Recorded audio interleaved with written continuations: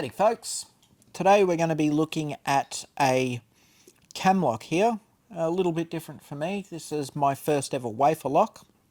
This is the Illinois Duo. So there's essentially 3 lots of wafers that we're going to need to deal with here. You're going to have uppers, lowers and side wafers, and if I can get the key to focus up close here, you'll see here you've got the upper and lower bitting on the outside of the key here, and then the underside of this warding has some small bitting in it. Those are the side wafers, so they're a little confusingly named. They still move straight down essentially, but they are called the side wafers because we're going to first off attack them from the side with a smaller hook, try and get them set, then we're going to move on to those tops and bottoms, and we're going to do our best to see if we can't get an open. I'm fairly inconsistent with this one. You could be in for a long ride. Let me get this one back together. We'll come back up top after that and we'll have a chat about what my process is going to be and have a closer look at things here. And if all goes well, we'll try and get an open on this one. I'll see you on the other side. Rightio, so we're back together now. Let's talk a little bit about what's going on with the key, because obviously while it was pulled apart I couldn't do much there. So there's the key. So we've got these little side bitting here, that's the bitting for the side wafers, and then it looks quite smooth, quite come on, focus. Yeah, the key itself looks fairly smooth and unobtrusive bitting, but it's deceptive. So anyway, long story short, key goes in, interacts with the wafers, pops it open. So now we're going to have a go at doing like discussed. So this one's probably going to take me a while. I'm not super consistent with it yet. So first things first, we've got to attack these side wafers. It's very important to get them set and out of the way. Now this keyway is actually wild. If you have a look, it's huge. In fact, what I might do is bring my phone out here and give you a little look down that keyway.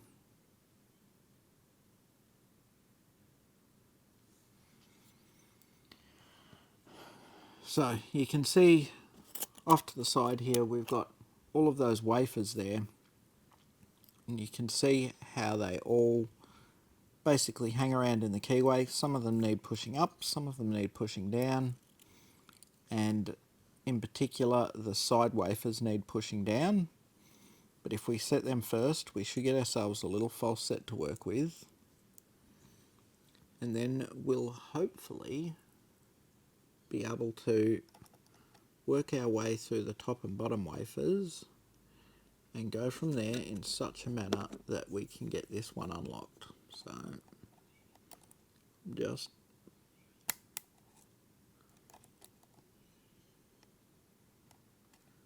looking to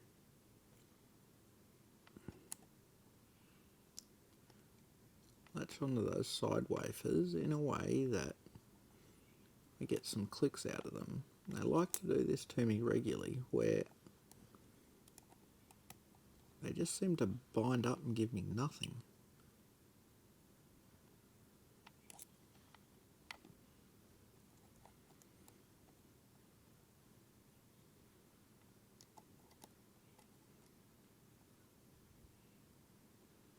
I hope you're comfortable, because this is going to be a long pick. I'm not particularly consistent with this one yet. Gives me a lot of grief. There we go, there's a bit of a click.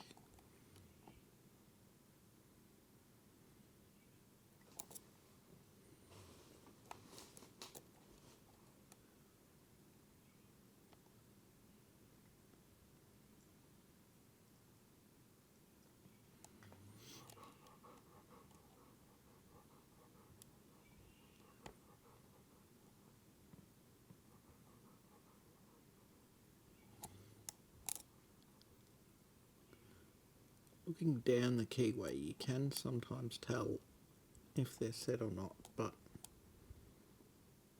it's a bit of a, doesn't help that I'm using the longer hook there. So this one, a nice short flat profile, helps get on these really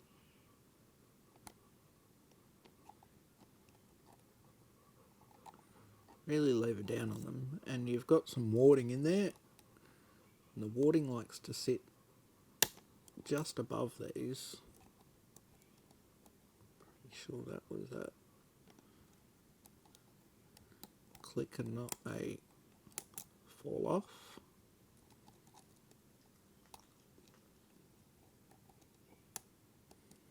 And I've got quite a gap between all the warding now and the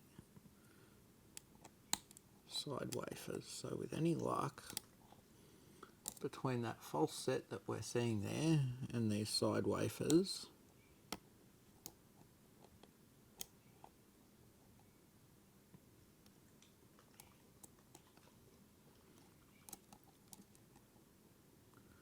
I'm hoping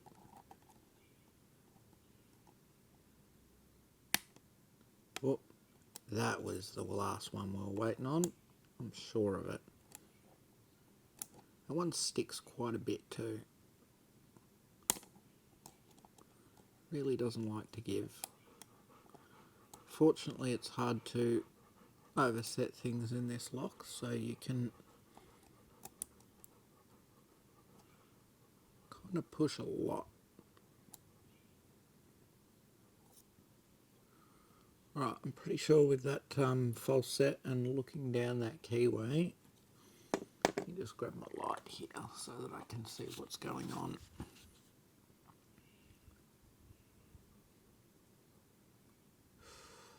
Maybe. It's hard to tell here.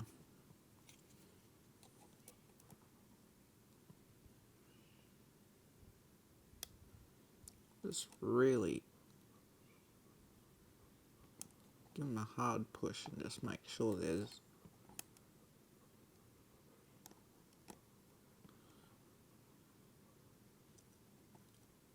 nothing else there in them.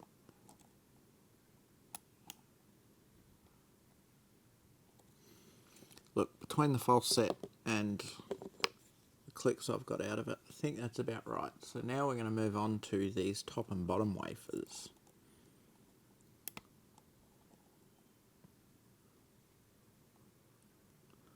Which I won't lie, can be a bit of a pain in the neck.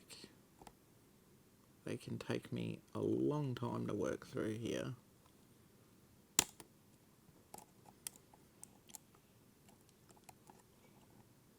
Bit loose that one, but we definitely got a big old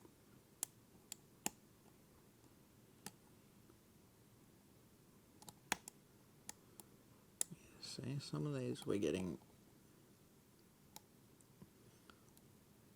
nice big chunky feels in the core when we see, that one was good. Now, being so big in this keyway, and you saw the bitting there, it's they're all fairly close to each other in height. It's often fairly easy to tell if we have something in here that is yet to be set.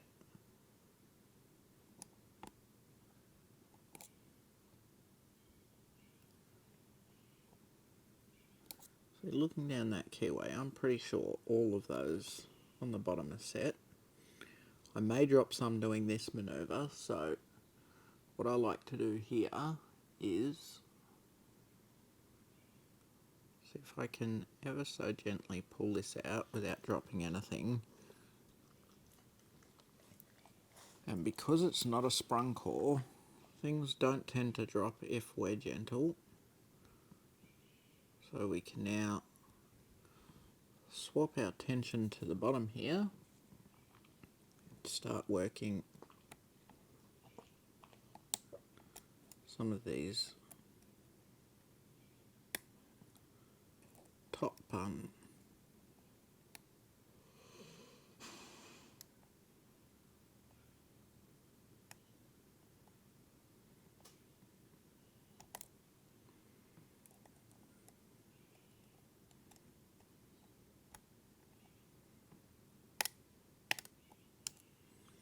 Now see, we got a big chunk of counter rotation there, but I did hear some wafers drop a little bit there. And if I had to hazard a guess,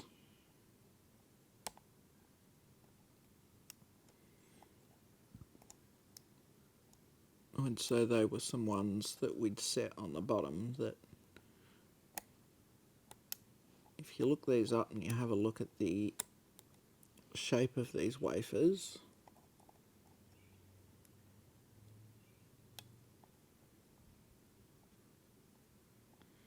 they do tend to act a little bit spoolie.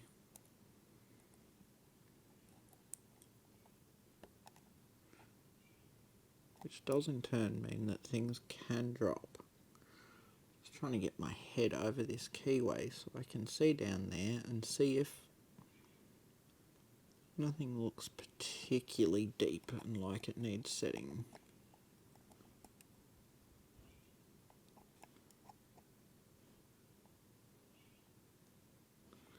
One that looks like it might, but the problem is it's kind of difficult to see from this angle. Alright, ever so gently we'll pull this out. We'll look to come back this way. See if we can't catch those things that already dropped.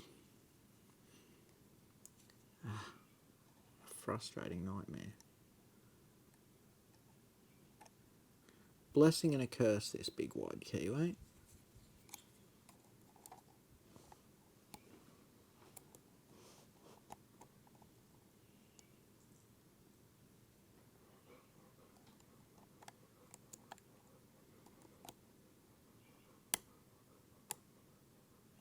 Okay, a little click there. Something let go there. That's not good. But we've then successfully got another bit of core rotation from the other pins, or wafers I should say. God damn. That's what I mean, it takes me a long time, this one. I'm not quick on this.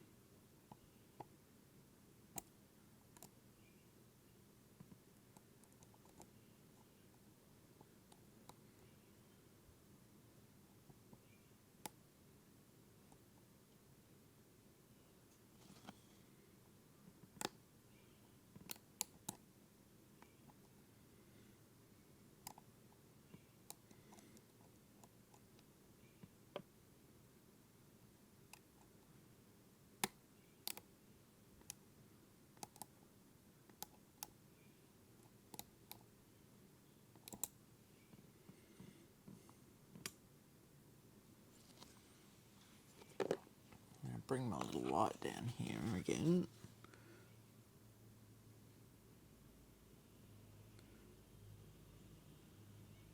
See if I can't see anything standing up begging to be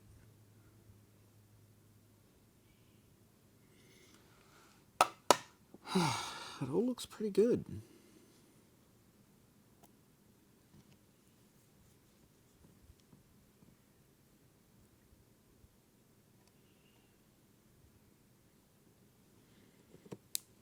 Have another go at the tops. It does look like there may be one or two in the top here that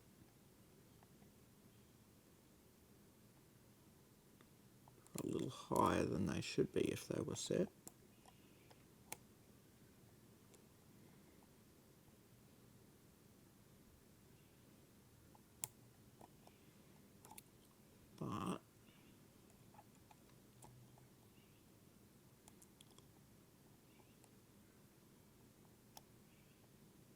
struggling to get any movement out of them.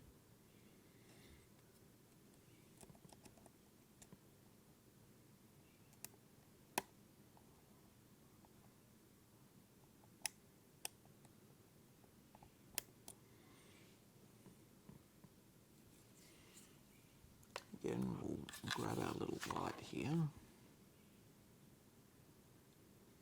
There's definitely one down the back that looks a little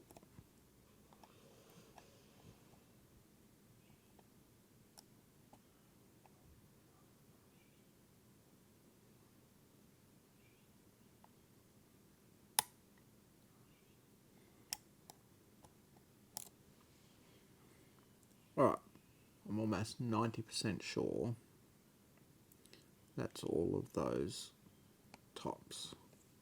I'm going to show you what I mean about being able to see it here. If you bear with me, I'm just going to take a quick photograph.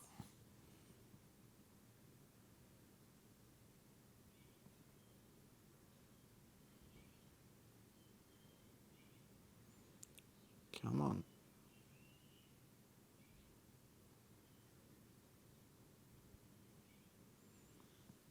It helps if I get my light in there so you can see what's happening. So you can see there's one or two in the bottom that are a little higher than I would expect them to be, but things are fairly well aligned in the top. So again, we're going to grab this one here. And with any luck, this will be our last tensioner swap before we go back to... With any luck, this is the last tensioner swap before we'll be gutting this one. Assuming I don't make any stupid mistakes. Which this is me, guys, so it's plausible. It's plausible.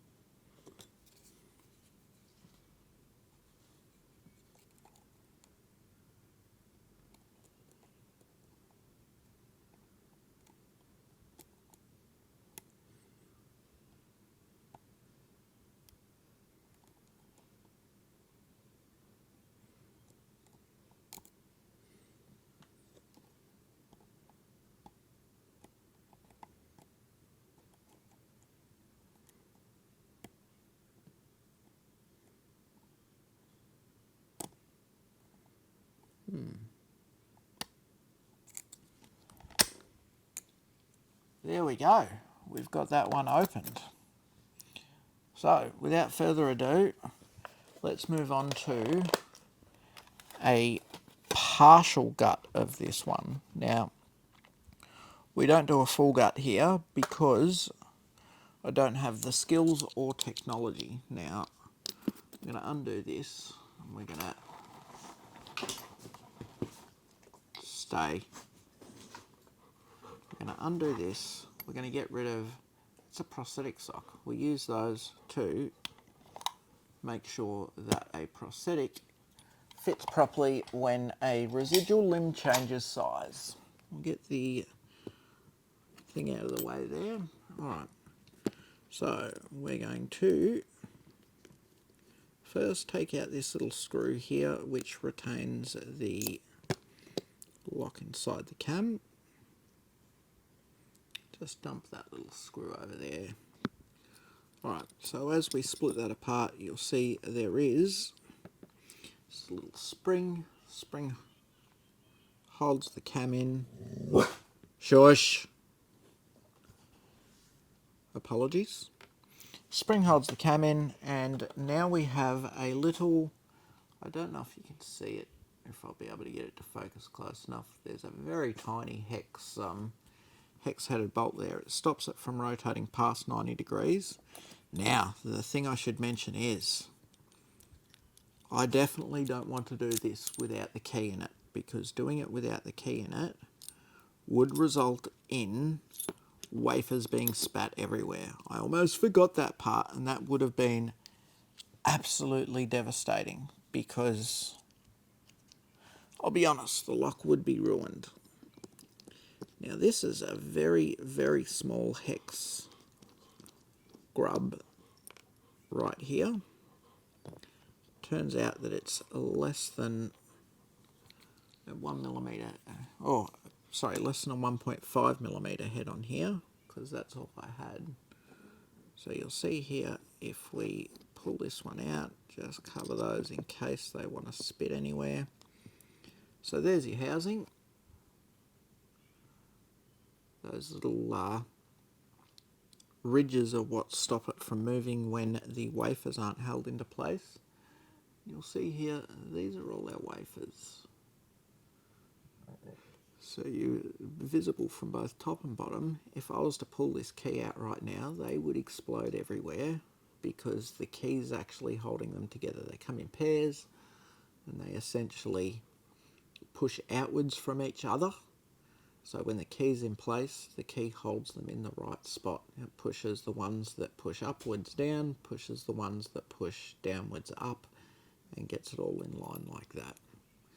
So there you have it, the Illinois Duo, picked and partially gutted.